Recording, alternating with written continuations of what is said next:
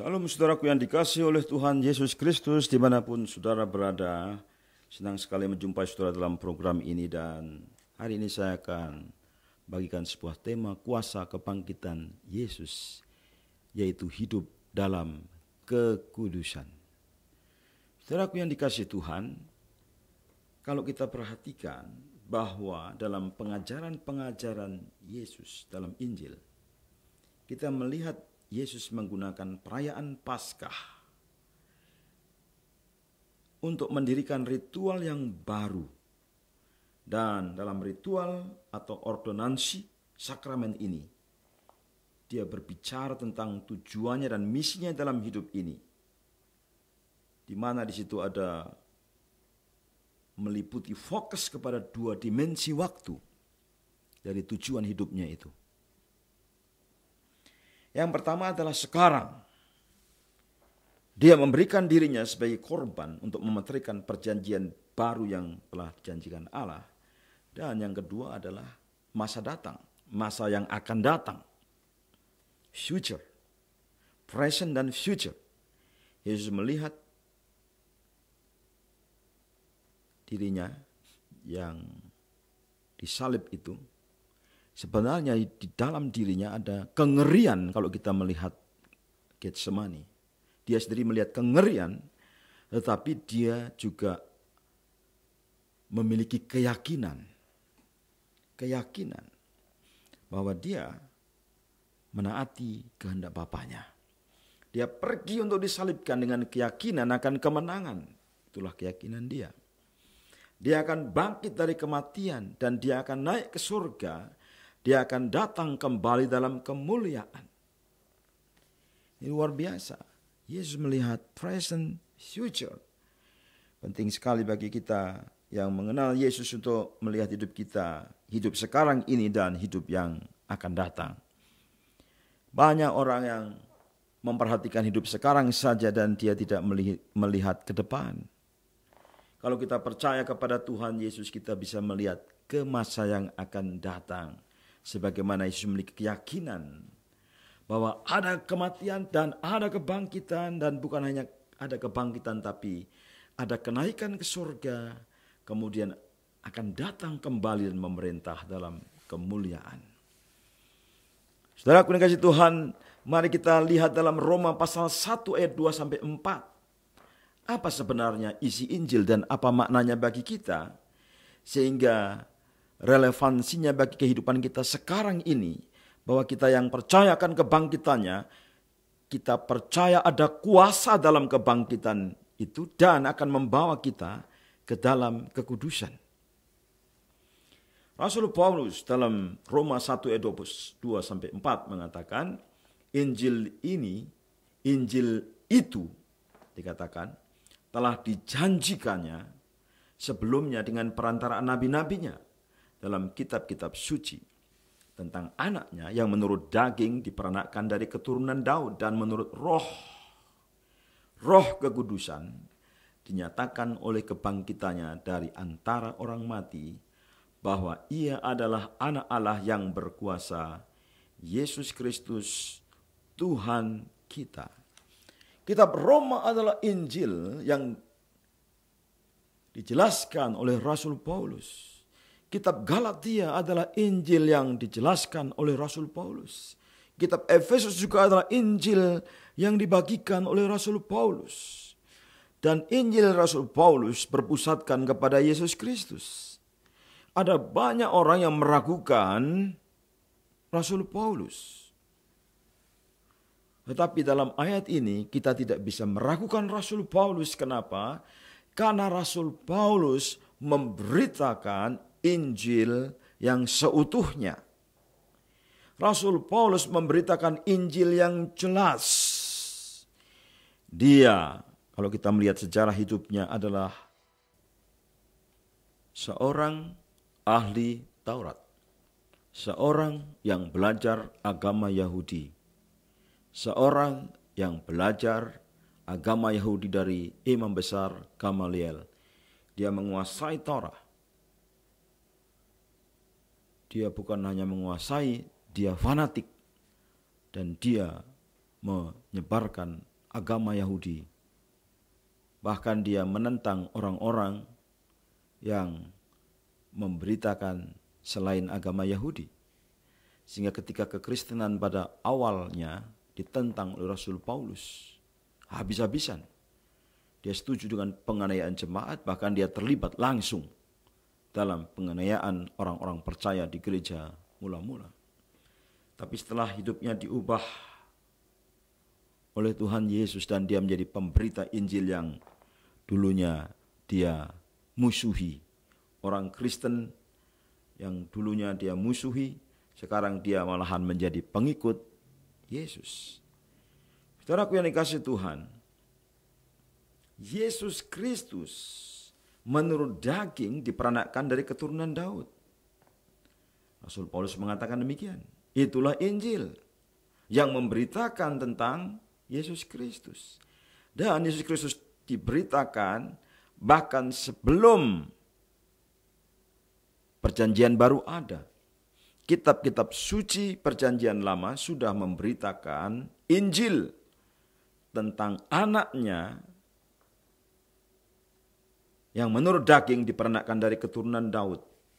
Artinya di sini Rasul Paulus mengakui kehidupan kemanusiaan Yesus. Yesus sungguh-sungguh manusia yang menjadi bagian dari zaman ini yang akan berlalu. Jadi zaman di mana kita hidup ini akan berlalu. Dan Yesus tinggal. Dan Yesus adalah manusia yang sejati. Bagian dari zaman ini. Dan kemudian dalam frasa berikutnya dikatakan menurut Roh Kekudusan. Dinyatakan oleh kebangkitannya dari antara orang mati. Yang mati adalah Yesus yang adalah manusia yang bagian dari zaman ini. Tetapi oleh Roh Kekudusan, menurut Roh Kekudusan dinyatakan oleh kebangkitannya dari antara orang mati. Artinya ada kehidupan di dalam roh. Lingkungan kehidupan dalam roh. Menjadi bagian dari zaman yang secara eskatologis telah disahkan melalui kebangkitan dan kedatangan Roh Kudus. Roh Kekudusan membawa eskatologi di masa kini, yaitu kehidupan yang dibangkitkan. Ketika kita percaya Yesus dibangkitkan, sejak itulah kita memasuki kehidupan di masa yang akan datang, kehidupan eskatologis. Kebangkitan dari antara orang mati. Di dalam satu anak kalimat ini, Kristus dinyatakan sebagai anak Allah yang berkuasa mengalahkan waktu dari ketika dia direndahkan di dalam kelemahan daging, dia bisa mati. Tapi yaitu kehidupan di dalam manusiawinya dia. Demikian juga kita, orang yang percaya kepada Yesus. Kita mati secara daging, secara manusiawi. Tetapi kemudian karena kepercayaan kepada Yesus kita dihubungkan dengan kenyataan eskatologis dari kebangkitan Kristus dan kuasa Roh Kudus. Artinya kita masuki tahapan baru dalam kehidupan di mana yang lama sudah berlalu dan kita masuk dalam tatanan kehidupan yang baru, new order, yaitu kehidupan eskatologis, hidup dalam kebangkitan Kristus, hidup oleh kuasa Roh Kudus. Dan saudara, kebangkitan ini adalah menurut Roh Kekudusan. Apa artinya Roh Kekudusan? Artinya roh yang sifatnya adalah kekudusan atau roh yang membawa kepada kekudusan. Kekudusan secara kualitatif atau deskriptif itu menggambarkan roh itu. Jadi orang yang dibangkitkan oleh Roh Kekudusan secara kualitatif dan deskriptif artinya di dalam hidupnya ada roh. Roh yang mensuplai, roh yang memberikan kekudusan, roh yang menyediakan kekudusan. Dan itu sifatnya dinamis. Dan roh itu akan bergerak, bekerja, berkarya, membawa kehidupan dalam kekudusan. Kuasa kebangkitan Yesus Kristus membawa hidup kita di dalam kekudusan. Dan kita berjalan dalam kekudusan. Hidup menurut roh. Artinya kita hidup dipimpin oleh roh. Itulah kehidupan eskatologis. Itulah kehidupan di masa depan. Dan itulah kehidupan kita yang sebenar-benarnya hidup ketika kita dipimpin oleh Roh Kudus. Saudaraku yang dikasihi Tuhan, Rasul Paulus juga menjelaskan makna Paskah kebangkitan Yesus ketika dia berbicara kepada jemaat di Filipi. Filipi pasal 2 ayat 5-11. Dia mengatakan, hendaklah kamu dalam hidupmu bersama menaruh pikiran dan perasaan yang terdapat juga dalam Kristus Yesus, yang walaupun dalam rupa Allah tidak menganggap kesetaraan dengan Allah itu sebagai milik yang harus dipertahankan, melainkan telah mengosongkan dirinya sendiri dan mengambil rupa seorang hamba dan menjadi sama dengan manusia, dan dalam keadaan sebagai manusia ia telah merendahkan dirinya dan taat sampai mati, bahkan sampai mati di kayu salib. Itulah sebabnya Allah sangat meninggikan dia dan mengaruniakan kepadanya nama di atas segala nama, supaya dalam nama Yesus bertekuk lutut segala yang ada di langit dan yang ada di atas bumi dan yang ada di bawah bumi, dan segala lidah mengaku Yesus Kristus adalah Tuhan, bagi kemuliaan Allah Bapa.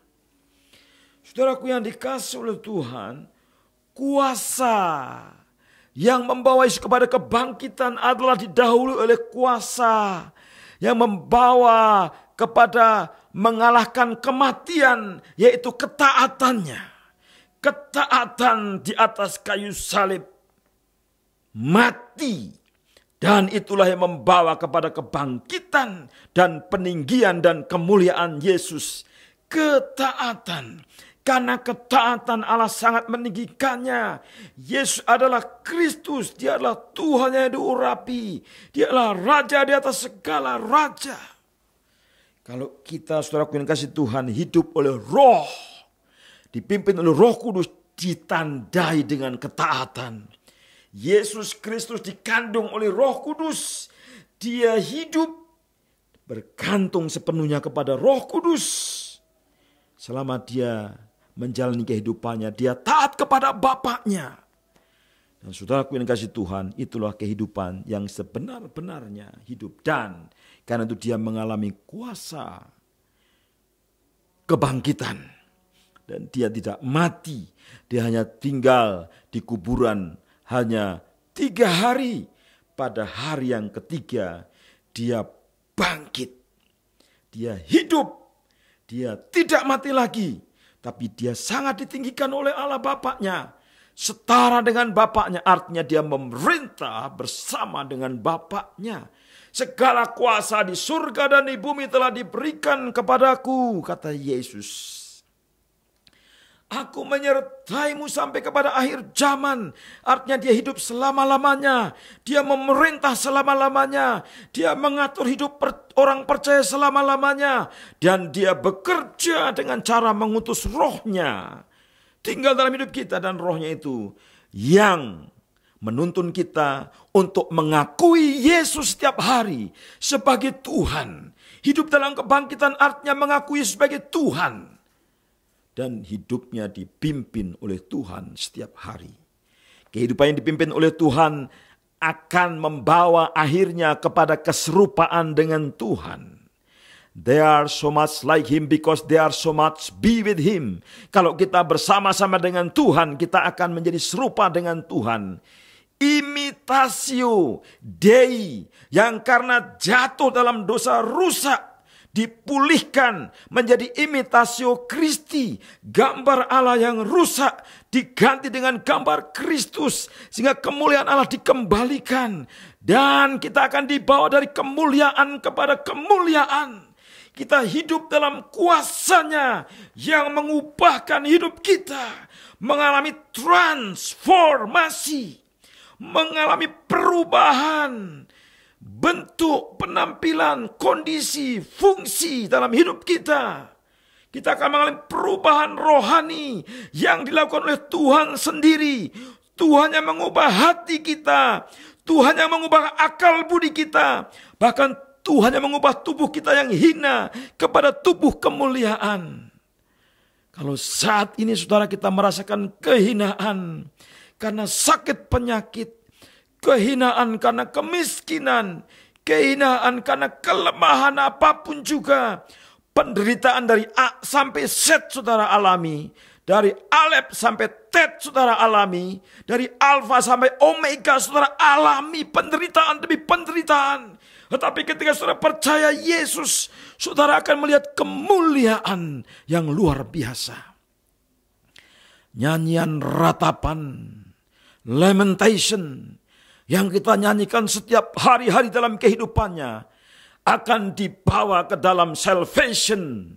Kita akan diselamatkan setiap hari.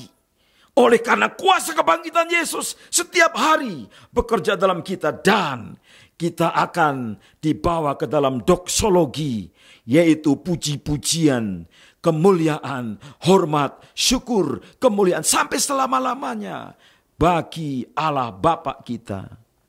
Saudaraku yang kasih Tuhan, saya ketemu dengan hamba-hamba Tuhan yang saleh. Semakin tua, tubuhnya semakin lemah, tapi semakin bercahaya. Kalau kehidupan dalam dunia, saudara, kita mengejar kekayaan, kemuliaan, derajat pangkat, dan segala bentuk kemasyhuran dunia, memancarkan yang duniawi. Tetapi sebaliknya kehidupan kekristenan, terbalik dari semua itu, kita mengejar kerohanian, bukan keduniawian. Keduniawian akan menenggelamkan saudara, tapi kerohanian akan mengangkat saudara. Secara siklikal berputar, naik terus, dan sampai kemuliaan. Tuhan mengubah kita setiap hari, dan akan mengalami kemuliaan. Saudaraku yang dikasihi oleh Tuhan, keberadaan kita yang dulunya bermusuhan dengan Allah, berlawanan dengan tujuan Allah, kita akan disanggupkan untuk selaras dengan tujuan Allah, mengikuti tujuan Allah, dan kita akan disanggupkan untuk mengalami, menikmati kehidupan yang berkelimpahan, yang harmonis dengan Allah. Oleh kuasa Injil kebangkitan Yesus itu, kuasanya mengubah kita semua, baik saudara laki-laki, baik saudara perempuan, baik anak-anak, baik orang dewasa, orang tua, diubah. Kita dibebaskan daripada rasa salah masa lalu, dari belenggu-belenggu dosa masa lalu. Kita disanggupkan untuk merespon kasih Allah setiap hari dalam kehidupan kita. Dan kita mengasihi Allah dan sesama kita setiap hari. Itulah kuasa kebangkitan Yesus. Itulah kehidupan yang kudus. Kehidupan yang bahagia adalah kehidupan yang kudus, yang suci. Kehidupan yang di dalam kasih, di dalam kebenaran, di dalam keadilan. Saudara, percayalah kepada Yesus, dan saudara akan dibangkitkan bersama dengan Yesus, dan hidup saudara akan diubah. Tuhan Yesus memberkati saudara dengan limpahnya saat ini juga. Amin.